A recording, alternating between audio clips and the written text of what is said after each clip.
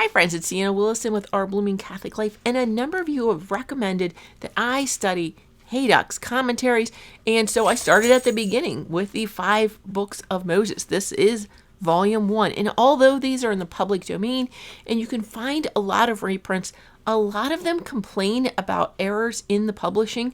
They probably did a lot of scans. This version, while it is print on demand, comes from Veritatis Splendor publications, and I haven't heard any complaints, at least so far, on this edition.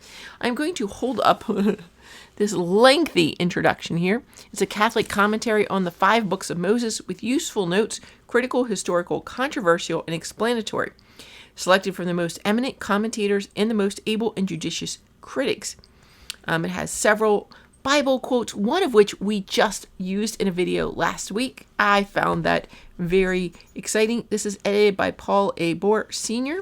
Again, it's Veritatis Splendor Publications, which is copyrighted in 2012. And again, they let you know, while this is a historical book, Reverend Haydock lived between 1774 and 1849, and this is a transcription based on his notes in the 1859 edition of Haydock's Catholic Family Bible and Commentary, which is printed by Edward Dunnigan and Brother in New York. The contents are in the public domain, but once they did this, this version is copyrighted. And why? They take a lot of time, not just to use scans, but to retype everything in it and make sure it's correct. It takes a lot. There is a list of the principal commentators with the year of their death, and there are several pages of these, and yes, it goes back to the 1st century after Christ. Now, some of these are marked. You may look at something and be like, what? And some of these are critics. It just says they are commentators. The note at the end says that they are marked. Those who have a cross prefixed to their names have been perhaps men of learning, but they have erred from the faith which was once delivered to the saints, and can therefore be consulted only as critics to be refuted.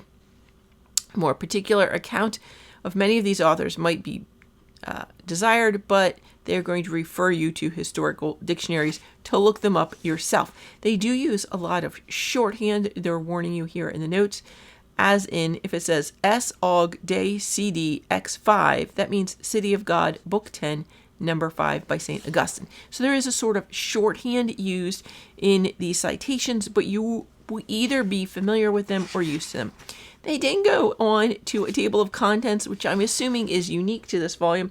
It is available in Kindle form. This is probably more useful in the Kindle form. It's a little funny because it just lists the book of the Bible, the chapter, and then takes you way over. It's probably not how you're going to use this book, and you might want to put tabs for the 5 different books. I wouldn't go to micro tabbing, but maybe tabs for the 5 books. What are those 5 books? The 5 books of Moses are Genesis, Exodus, Leviticus, Numbers, and Deuteronomy.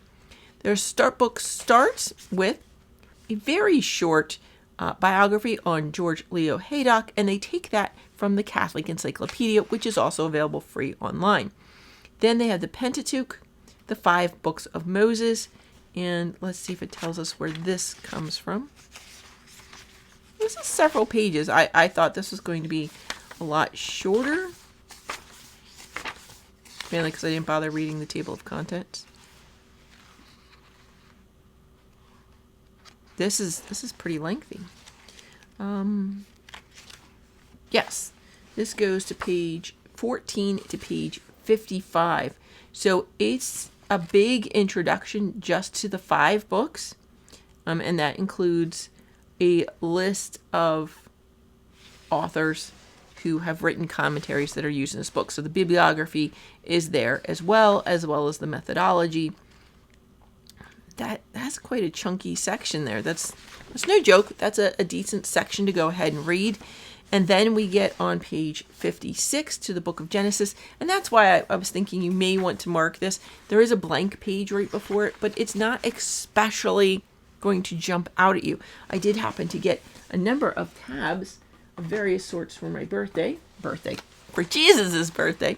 I got these little flags. You can see they have arrows on them. So they're normally used within a text to point to something.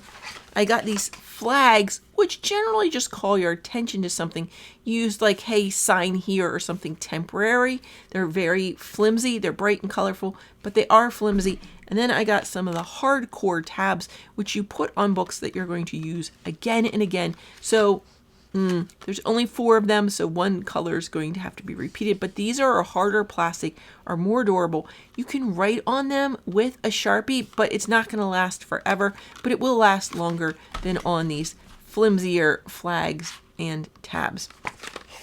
What do they call those? They call those tabs. These are called tabs, the sturdiest kind, and these guys are called flags, and they're really just to draw your attention. And these ones are also called flags. Why? They're a thinner plastic, again, more temporary use in notes or something, whereas this is in a book you're using all the time, the tabs. So I may go ahead and crack that open. I don't have a pack open here, and I'm going to mark my book of Genesis.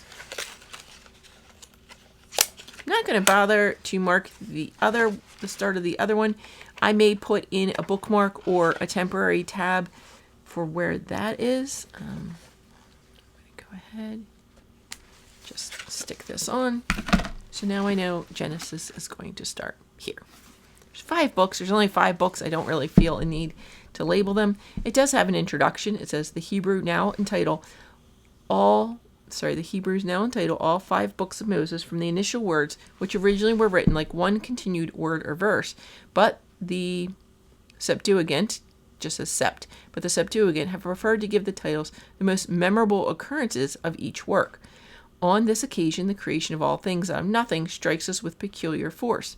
We find a refutation of all the heathenist mythology and all the world's eternity, which Aristotle endeavored to establish.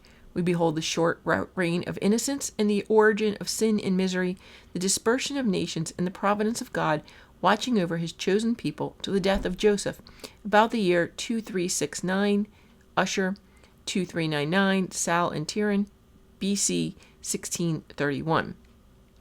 We shall witness the same care in our other books of Scripture and adore his wisdom and goodness in preserving to himself faithful witnesses and a true holy Catholic Church in all ages, even when the greatest corruption seemed to overspread the land, and it's signed H. So I assume that's Father Haydock.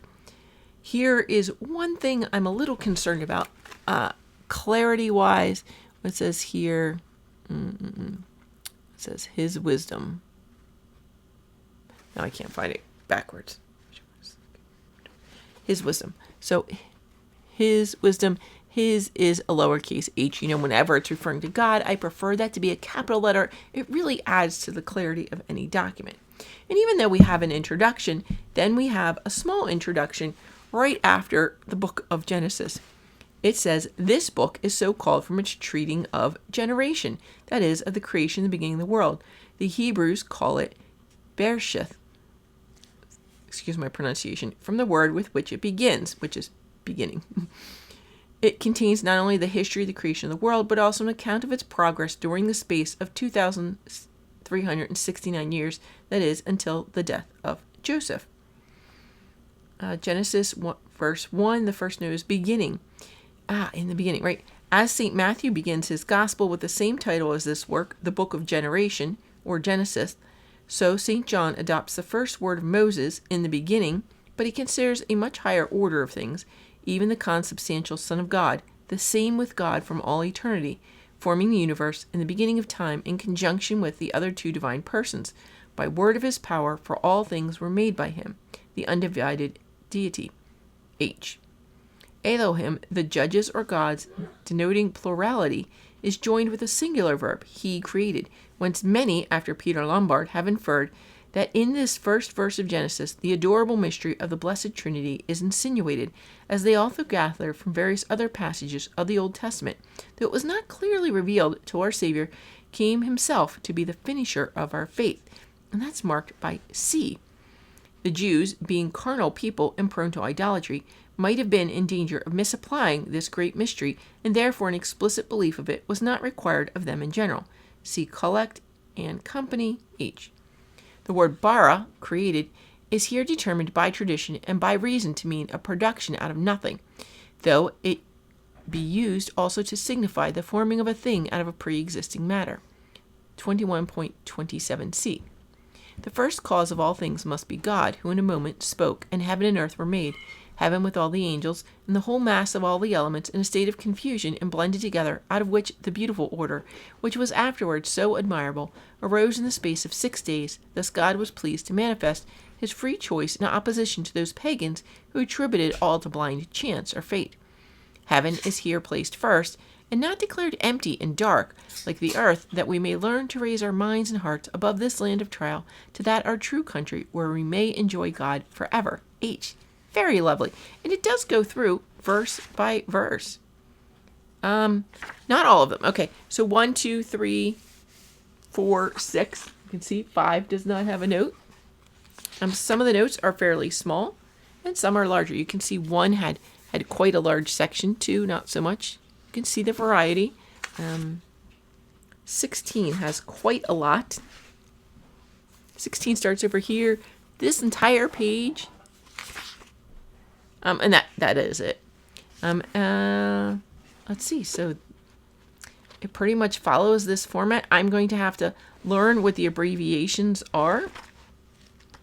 Not the end of the world, because I want to know if it's a critic or someone that we're refuting here.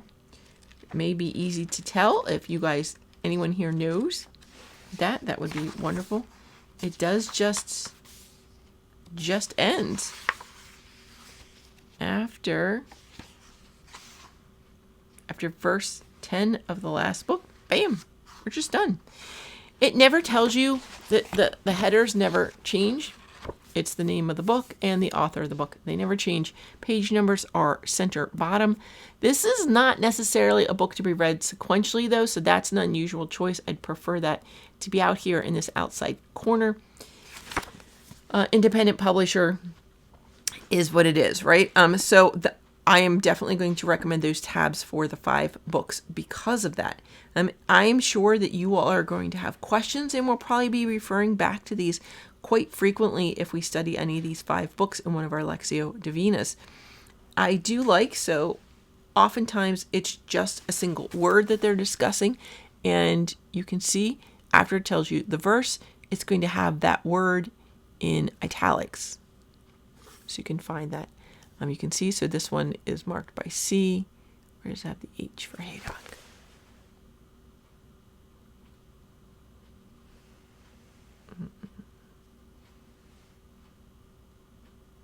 For sure, there were lots of them before. Oh, here's one at the end of verse 55. It has H. I was guessing that was Haydock, but it may not be. Maybe the ones that are not marked are that.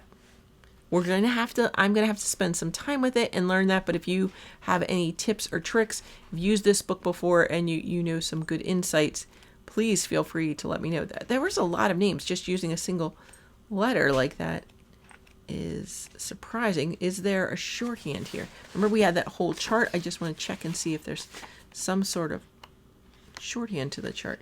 No, it doesn't give you just a letter. They are alphabetical. There isn't even an H, so I'll have to assume that the H is Haydock himself. The Septuagint, when they use it, is one edited by Sixtus V. Just letting you know that. Yeah, I don't... H. Oh, no, there are some H's. So there's Saint Hilary. And then there's Hezekias, Hamel, Henton, Hubigant, Hewitt, Hammond. There's a lot of H's. So I'm going to have to spend some time figuring that out. I'm not a learned, apparently, as on page 5, but I'll figure that out. There's a lot of C's. How many C's are there? Oh, St. Chrysostom, St. Clement, St. Cyprian, St. Cyril, Jairus, St. Jerusalem, St. Cyril of Alexandria. They're abbreviating there. Richard Chalonier, D-E-N. Is that Deacon? No. The Carthusian. This is August Calmet. C. Thomas Cajetan. C. Ambrose Catharin. Peter collect. There's a lot of abbreviations in here. I'm going to have to figure out how we know who is who in the commentary.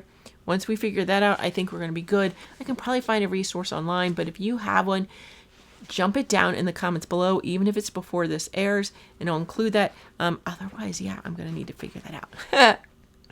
Okay, friends, I hope this has helped. We're going to use this in the future. Some of you may have been curious, like me, what it looked like. This definitely looks different than my other commentaries. So, interesting. I have the Book of Exodus. I just opened up to it. Not a blank space before, so I'm going to put those tabs. God bless you, friends. See you later.